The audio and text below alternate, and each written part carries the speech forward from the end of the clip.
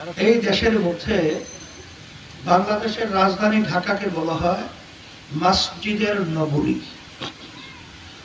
এই দেশে আপনি যখন প্রেক্ষাপট দেখবেন, আজানের শব্দে কিন্তু বাচ্চাদের ঘুম ভেঙে যায়। আজানের শব্দে বাচ্চাদের মায়ের কোলে ঘরে যাওয়ার পরিবেশ তৈরি হয়। কিন্তু 54 বছর দেশ স্বাধীনতার পরে যে নীতি আদর্শ যাদের মাধ্যমে দেশ চলেছিল, এদের মাধ্যমে এই ইসলাম নামক নীতি আদর্শটাকে তারা পরাজিত করেছে। এই আদর্শটা বিজয় লাভ করতে পারে নাই। 2024 5ই আগস্ট অভ্যুত্থানের পরে আমরা চেয়েছিলাম যে ইসলামী নীতি আদর্শটা রাষ্ট্রীয় পর্যায়ে যদি আমরা বাস্তবায়ন করতে পারি, তাহলে এদেশের মানুষ সংখ্যালঘু সহ তারা কিন্তু একটা শান্তি, যেটা আমরা শুনি, বাস্তবে দেখতে পাবে। কথা ঠিক কিনা? সেই লক্ষ্যকে সামনে নিয়ে যখন আমরা সমঝোতা করেছিলাম, সেখানে জামাত ইসলাম সহ অনেক দল ছিল। কিন্তু আমরা কি দেখলাম, এখন জামাত ইসলাম নাম দিয়ে জামাতের নেতৃত্বে যারা রয়েছেন, জামাতের আমির পরিষ্কার বলেছে যে তারা ইসলামের নীতি আদর্শ অনুযায়ী রাষ্ট্র চালাবে না। কথা ঠিক না? আপনারা শোনেন নাই?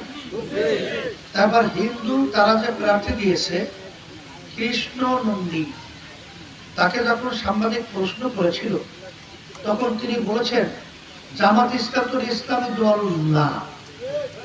আপনারা এটাকে ইসলামী দল বলে ছোট করেন কেন? আপনারা শুনেছেন কিনা জানি না। কর্নেল অলি আহমেদ এখন জামাতের নেতৃত্বে জুটে আছে। তিনি পরিষ্কার বলেছেন, জামাতের আমির বলেছে তারা ইসলামের নীতি আদর্শ শরীয়ত অনুযায়ী দেশ চালাবে না।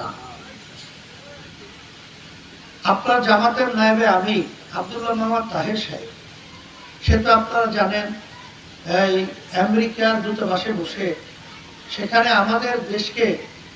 আমাদের দেশে জঙ্গি আছে এটা প্রমাণ করার জন্য ইসলামিক আন্দোলনকে জঙ্গি হিসেবে সেখানে উপস্থাপন করেছে। কিন্তু আমরা বাংলাদেশের ইতিহাসকে দেখেছি যে আওয়ামী লীগ হোক, বিএনপি হোক, কেউ কিন্তু কখনোই, যতই আমেরিকা ভারত বারবার চেয়েছিল যে আমাদের দেশে জঙ্গি আছে এটা প্রমাণ করার জন্য, কিন্তু আওয়ামী লীগও বিএনপিও কোনোদিন এটা স্বীকার করে নাই, বলে নাই যে আমাদের দেশে জঙ্গি আছে। আপনারা জানেন না? বারবার বলেছে আমাদের দেশে কোনো জঙ্গি নাই, আমাদের দেশে কোনো উগ্রপন্থী নাই।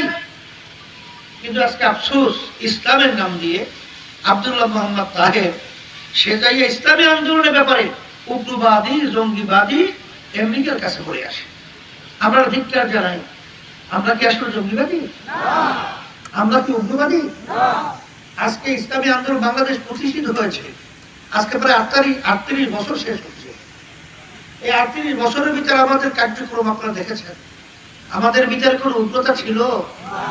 বরঞ্চ আপনারা দেখেছেন 5ই আগস্টের পরে যখন এই দেশের ভিতরে অরাজকতা চলছে, তখন কিন্তু ইসলামী আন্দোলন বাংলাদেশ সংখ্যালঘুদের তারা কিন্তু তাদের জান মাল ইজ্জত বাড়ি ঘর সহ হেফাজতের জন্য আমরা পাহারাদারের দায়িত্ব পালন করেছি, পাহারাদারি দায়িত্ব পালন করেছি।